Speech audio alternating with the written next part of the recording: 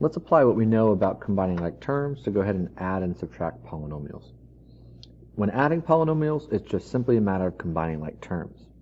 To subtract, we want to add the opposite of what's being subtracted and then combine like terms.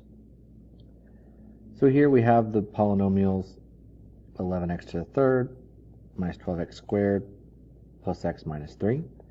And we want to add it to x to the third minus 10x plus 5. Here we just want to identify and add like terms. We have 11x to the third and x to the third. Then we have negative 12x squared. There's no like terms, so we rewrite it.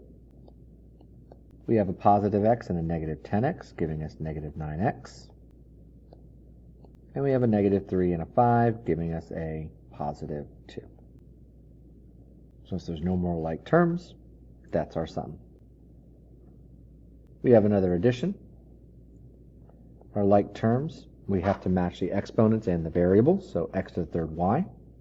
7x to the third y and 6x to the third y gives us 13x to the third y. xy to the third has no like terms. 11 minus 4 gives us 7. Here we want to subtract. We got to be very careful when we're subtracting and pay very close attention to the order. So we're subtracting these two, which means we just subtract in the order that they were given.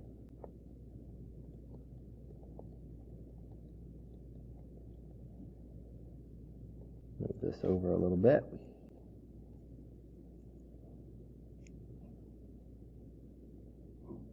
Guess it won't let me. And I will rewrite it. So we want to add the opposite, which means we're going to have to distribute this negative sign to every term in the second one. So nothing will change with our first polynomial, but all the signs will change in the second one. Then we combine our like terms.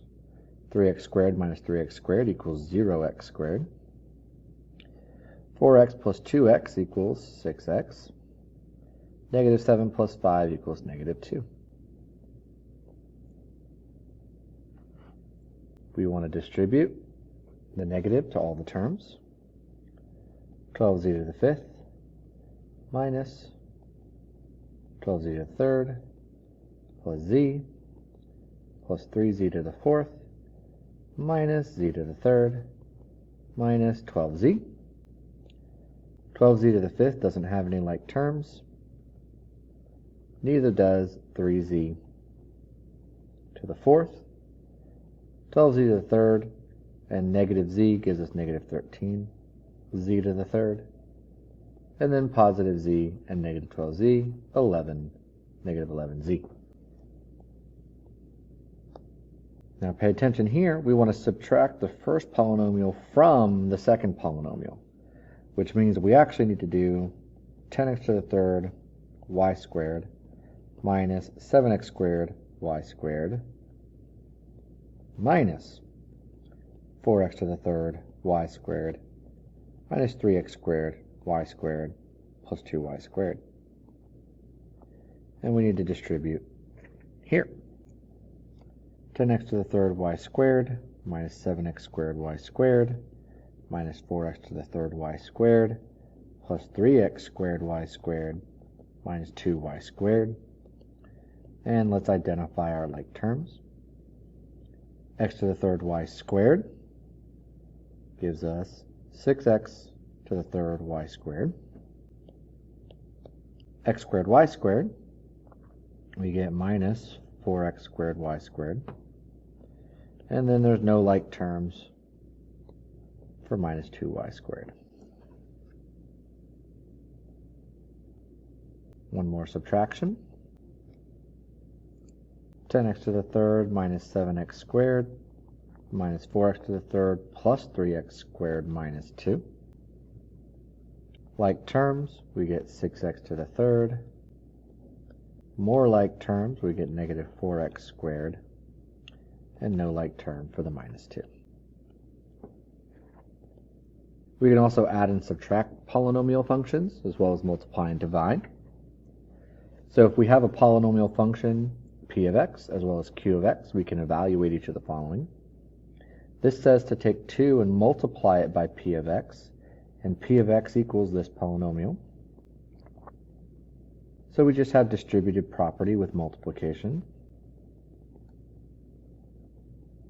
And here we want to add the two polynomials, x squared plus x plus 1 plus 5x squared minus 1.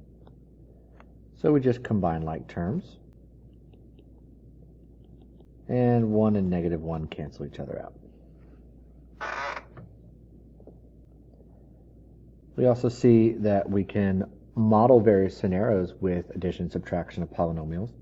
Often in business, profit is modeled using a revenue and cost functions. Profit equals revenue minus cost. Therefore, P of x equals R of x minus C of x. If we know our R of x and our C of x,